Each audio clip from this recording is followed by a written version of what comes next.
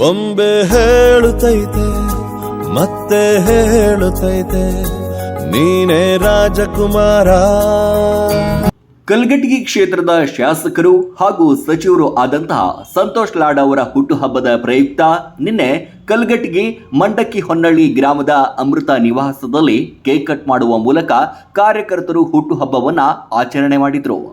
ಕಾರ್ಯಕ್ರಮದಲ್ಲಿ ತಾಲೂಕಿನ 700 ಜನರಿಗೆ ಶ್ರವಣ ಸಾಧಕ ಯಂತ್ರಗಳನ್ನು ನೀಡಿದ್ರು. ಅದೇ ರೀತಿ 6 ಅಂಗವಿಕಲ ಮಕ್ಕಳಿಗೆ ವೀಲ್ ಚೇರ್ ಹಾಗೂ 100 ಮಕ್ಕಳಿಗೆ 1,000 ರೂಪಾಯಿಯನ್ನ ಧನ ಸಹಾಯ ಮಾಡಿದ್ರು.